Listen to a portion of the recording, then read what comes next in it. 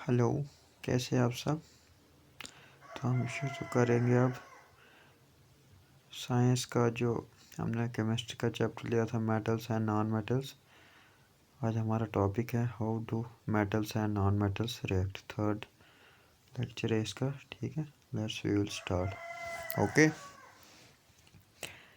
In the above activities you saw the reactions of metals with a number of reagents। आपने जो ऊपर activities पढ़ी, जो इससे पहले जो लेक्चर था उसमें देखा था आपने रिएक्शन किसकी, मेटल्स की, किसके, नंबर ऑफ रिएजेंट्स के साथ कैसे होती है, ठीक। Why do metals react in this manner. अब ये क्वेश्चन कर रहे हैं कि ऐसे मेटल रिएक्ट क्यों करते हैं इस मैनर, इस हिसाब से, ठीक है, इस तरीके से। Let us recall what we learn about the electronic configuration of elements in class 9th। और हम इसके बारे में आप सीखेंगे जो हमने इलेक्ट्रॉनिक कॉन्फ़िगरेशन पढ़ी कहाँ, 9th क्लास में, किसकी, एलिमेंट्स की।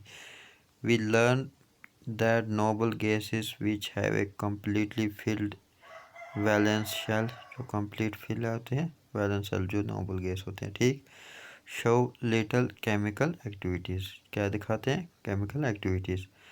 We therefore explain the reactivity of elements as a tendency to attain a completely filled valence shell।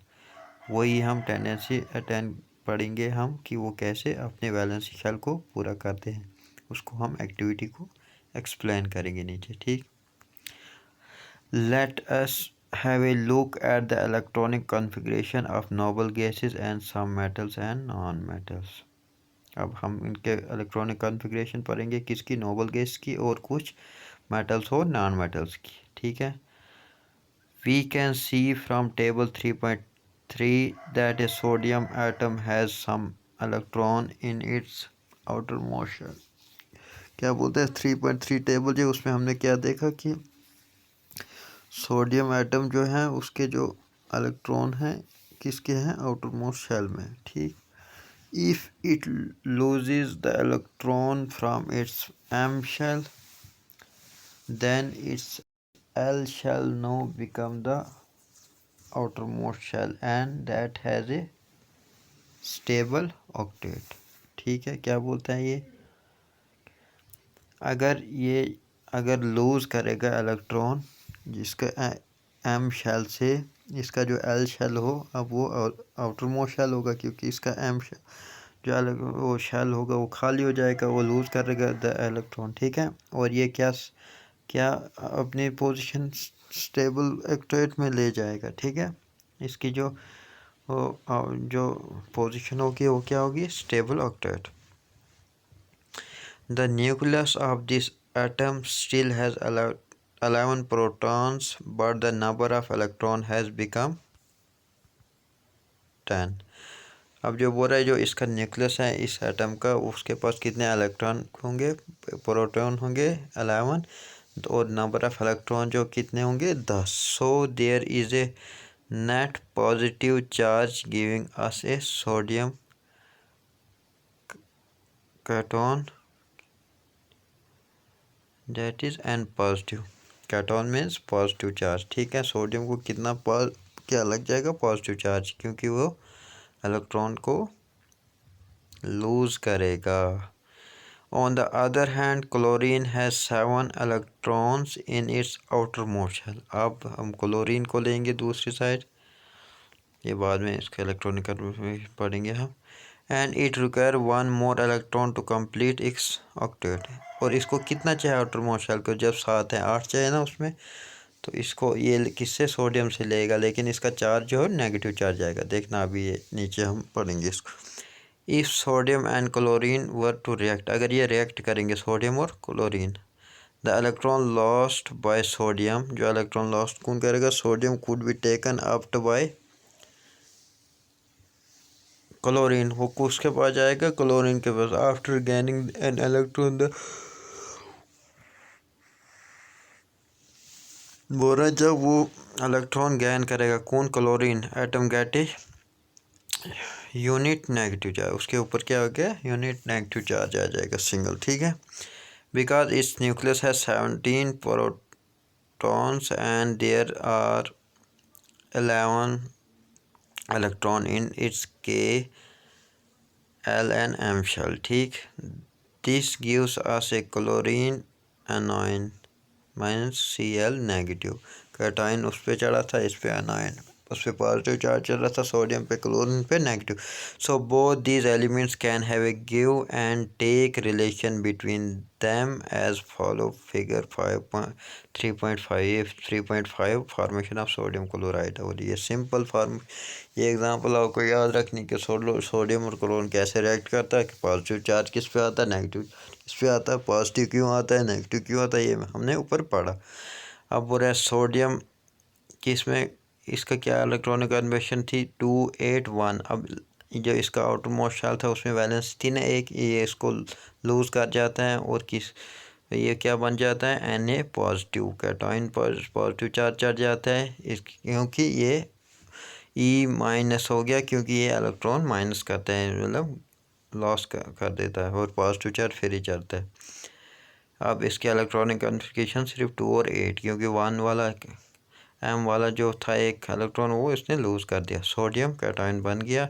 इसके बाद नीचे क्लोरीन की बात करेंगे मैं 287। अब 7 मीन्स इसको एक और चाहे के एल एम शेल पूरा करने के लिए, और वो कहाँ से लेता है ये plus E negative equal to Cl negative, क्योंकि एक इलेक्ट्रॉन लेता है जिसकी वजह से 288 इसकी इलेक्ट्रॉनिक कॉन्फ़िगरेशन बनती है, इलेक्ट्रॉन एनायन बन जाता है, नेगेटिव चार्ज चढ़ जाता है, ठीक है।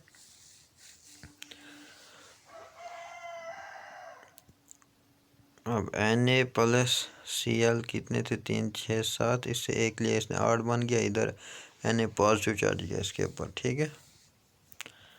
अब ये इलेक्ट्रॉनिक कॉन्फ़िगरेशन है, जैसे type of element noble gases है, हीलियम नियॉन आर्गन जो है नोबल गैस है, इलेक्ट्रॉन एटॉमिक नंबर इनका है 2, हीलियम का, नियॉन का 10 और आर्गन का 18। इनकी इलेक्ट्रॉनिक कॉन्फ़िगरेशन देख, इनके तमाम शेल जो है वो पूरे होंगे। के इसमें के में 2 हैं, इसको कोई पूरा शेल भरा हुआ है, इसमें दूसरे में एल में 2 8 हैं और के में 2, और तीसरे वाला आर्गन जो है उसमें भी, ठीक है। अब मेटल्स की बात करेंगे, सोडियम Na11 281। अब इसकी वैलेंस कितनी है, इसको जो लास्ट 2 मैग्नीशियम की, 2 एलुमिनियम की, 3 वैलेंस इलेक्ट्रॉनिक की, बाकी 2 शेल इसका इनको पूरे है। कैल्शियम की 288 और लास्ट पे 2, ठीक। अब नॉन मेटल्स में क्या आता है, नाइट्रोजन एंस, इसका क्या होता है एटॉमिक नंबर 7, इलेक्ट्रॉनिक कॉन्फ़िगरेशन 25, यानी इसको वैलेंस से इलेक्ट्रॉन जो कितने हैं वो 5 है। फिर ऑक्सीजन के 6, इसको 2 चाहे पूरा शेल करने के लिए जो आउटर मोस्ट शेल है, और ऊपर वाले को 3। इसका फास्फोरस क्लोरीन, ठीक है। Sodium and chloride, sodium and chloride ions being oppositely charge होता है कि एक positive, attract each other and are held by strong electrostatic force of attraction to exist as sodium chloride NaCl, ठीक। It should be noted that sodium chloride does not exist as molecules but aggregates of oppositively charged ion, ठीक है, यानी इनका opposite charge होता है। Let us see the formation of one or more ionic compounds। Ionic compound क्या पढ़े थे हमने, कार्बन एंड कंपाउंड में कैसे बनते हैं, losing and gaining of electrons. Magnesium chloride figure 3.6, 3.6 figure formation of magnesium chloride कैसे बनता है, Mg, इसके लास्ट पे वैलेंसी शायद 2 है, Mg2 पॉजिटिव हो गया क्योंकि ये 2 लॉस करता है, और क्लोरीन को 1 चाहिए, यहाँ से लेता है 288 क्लोरीन एनायन बनता है, ठीक है। The compounds formed in this manner by the transfer of electron from a metal to a non-metal are known as ionic। इनको क्या पता है, ionic compounds are electrovalent compounds। Can you name the cation and anion present in MgCl? क्या आप ये नाम बता सकते हो जो MgCl2 में cation और anion है। Properties of ionic compound, ठीक है। प्रॉपर्टीज ऑफ आयनिक कंपाउंड, ज़रा हम इसको अच्छा प्रॉपर्टीज ऑफ आयनिक कंपाउंड्स हम इसी में पढ़ to learn about the properties of ionic compound let us perform the following. ये एक्टिविटीज़ है। ये अब figure 3.7 heating a salt sample on spatula, इसमें हीट किया बर्नर है ये, ऊपर से स्पैटुला, इसके अंदर क्या कर रहा है कंटेनिंग सैंपल जो हीट किया करना था, ठीक है। ये 3.8 testing of salt. You have absorb the following general properties of the ionic compounds के प्रॉपर्टीज, ये हमने कितनी है 4 ये पढ़ लेंगे आज हम, फिर नेक्स्ट चैप्टर लेक्चर में हम पढ़ेंगे ऑकरेंस ऑफ मेटल, ठीक है। ये 4 हम प्रॉपर्टीज पढ़ लेंगे।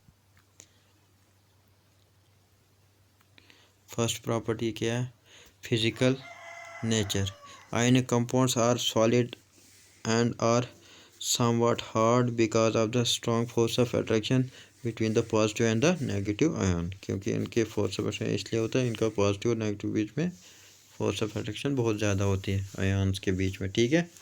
These compounds are generally brittle and break into pieces when pressure is applied. जब इनके ऊपर प्रेशर अप्लाइड होता है तो क्या होता है, इनका ये क्या हो जाते हैं, टूट जाते हैं, ठीक है। Breaking into pieces when pressure is applied, brittle हैं और टूट जाते हैं, ठीक है। ओके, नेक्स्ट वाला क्या है, मेल्टिंग एंड बॉइलिंग पॉइंट। अब मेल्टिंग और बॉइलिंग पॉइंट की बात करेंगे। Ionic compounds have high melting and boiling point. अब आयनिक कंपाउंड्स का क्या होता है, हाई मेल्टिंग और बॉइलिंग पॉइंट होता है। See table 3.4, this is because a considerable amount of energy is required to break, मतलब बहुत सारी एनर्जी चाहिए इसको ब्रेक तोड़ने के लिए। अब देयर इंटरएक्शन, जो इसका इंटरनल आयोनिक इंटरेक्शन होता है, ठीक है। सोल्युबिलिटी, अब देखेंगे ये सोल्यूबल होते हैं, मतलब सोल्यूशन में होते हैं, नहीं ऐड की नहीं। Electrovalent compounds are generally soluble in water, मतलब ये सोल्यूबल है, वाटर सोल्यूबल है, ठीक है। क्या बोल रहा है ये कि ये वाटर सोल्यूबल है, ठीक है। Generally soluble in water and insoluble in solvent such as kerosene और पेट्रोल। अब कैरोसिन और पेट्रोलियम की बात करेंगे, उनमें ये सोल्यूबल नहीं होता लेकिन वाटर के अंदर सोल्यूबल होता है, ठीक है। अब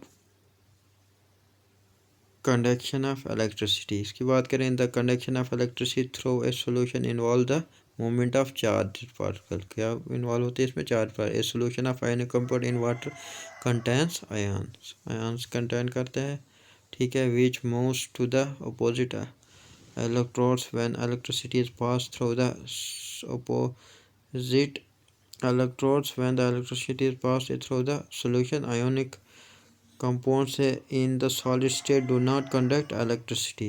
अब ये जो जब ये क्या होते हैं, ये इलेक्ट्रिसिटी कंडक्ट नहीं करते जब वे सॉलिड स्टेट में होते हैं, because movement of ions in the solid is not possible due to their rigid structure. आपके वो इसलिए होता है क्योंकि करंट पास नहीं, क्योंकि रिजिड स्ट्रक्चर होता है जिसकी वजह से करंट नहीं पास होता है, ठीक है। Okay, this is because in the molten state since the electrostatic force of attraction between the oppositely charged ions are overcome due to the heat, thus the ionic move freely and conduct electricity। अब next में भी क्या बोल रहा है, this is possible in molten state, यानी liquid state में जब होता है ये, मोल्टन स्टेट में जो बिल्कुल नरम हो, हार्ड नहीं हो, इतना सॉलिड फॉर्म में नहीं हो, उस वक्त फोर्स ऑफ अट्रैक्शन जो है बिटवीन अपोजिटली चार्ज हो वो ओवरकम हो जाती है ड्यू टू द हीट की वजह से, इसलिए जो मूवमेंट होता है इनका वो फ्रीली होता है और इलेक्ट्रिसिटी कंडक्ट होती है, ठीक है। Let's we will end this lecture here, in the next chapter we will start occurrence of metals, ठीक है। Thank you, okay.